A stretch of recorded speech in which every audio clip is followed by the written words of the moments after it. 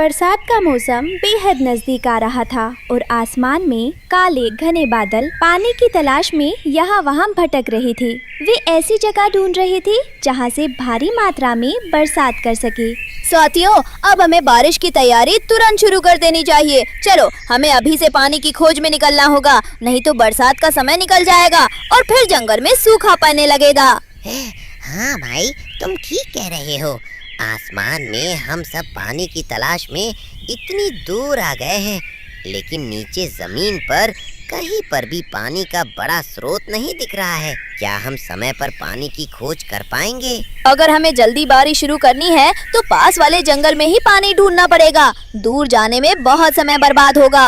अरे भाई, पास वाले जंगल में तो पहले से ही पानी की बहुत कमी है, फिर भी तुम वहाँ पानी ढूंढने की बात कर रहे हो। पिछले साल हमें दूर से पानी लाने में बहुत परेशानी हुई थी। तुम सब एक काम करो, इस साल मैं पास वाले जंगल में ही पानी ढूंढने की कोशिश करता हूँ। तुम सब समंदर की तरफ जाओ। अगर मुझे पास में ही कहीं पानी मिल गया तो अगले साल हमें इतनी दूर समुंदर तक जाने की जरूरत ही नहीं पड़ेगी। ठीक है भाई, ऐसा ही करते हैं। मैं तो समुंदर की तरफ निकल पड़ा हूँ। मैं ये आशा करता हूँ कि तुम्हें पानी मिल जाए, नहीं तो दूसरे बादल हमें चिढ़ाने लगेंगे। दिन भर वो बादल पानी की खोज में पूरे जंगल के ऊपर चक्कर काटता रहा, लेकिन उसे कहीं भी पानी नहीं मिला। सूरज ढलने लगा और रात के अंधेरे ने पूरे जंगल को घेर लिया, जिससे थककर बादल एक बड़े पेड़ पर आराम करने बैठ गया।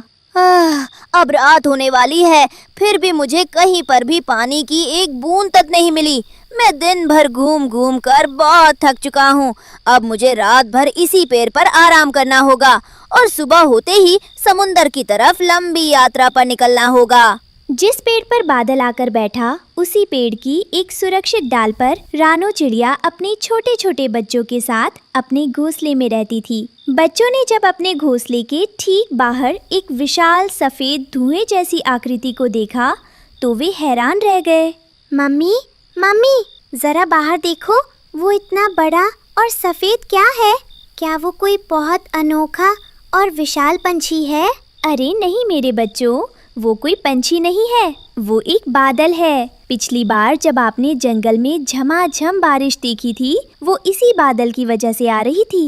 मम्मी, अगर आसमान में बादल नहीं होंगे तो क्या जंगल में बारिश भी नहीं होगी? हाँ मेरे बच्चों, बादल को बरसात करने के लिए बहुत सारे पानी की जरूरत पड़ती है। देखो, वो हमारी तरफ ही देख रहा है। मम्मी, मुझे बादल भैया से बात करनी है। वे कितने सुंदर और रूई जैसे दिख रहे हैं।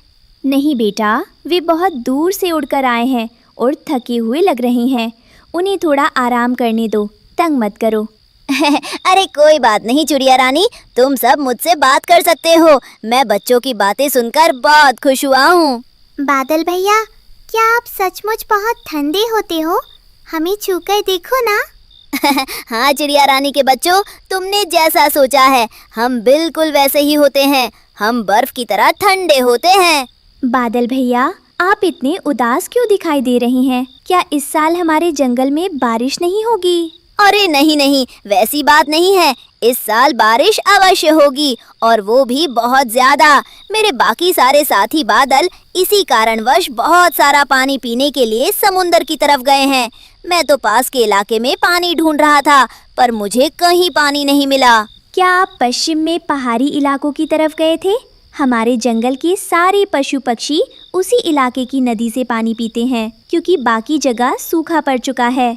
पश्चिम के पहाड़ी इलाके? नहीं, मैं उस तरफ नहीं जा पाया क्योंकि मैं बहुत थक चुका था। हाँ, अगर मैं और दूर जाता तो मुझे सुबह समुंदर की तरफ जाने में बहुत कष्ट झेलना पड़ता। आप सुबह होने से पहले वहाँ चले जाइए, वहाँ आपको बहुत सारा पानी मिल जाएगा।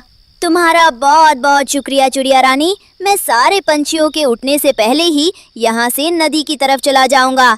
लेकिन जाते जाते मैं तुम्हें एक जरूरी बात बताना चाहता हूँ, क्योंकि तुमने मेरी बहुत मदद की है। कैसी बात बादल भैया? पिछले साल बहुत कम बारिश हुई थी, इसलिए हम सभी बादलों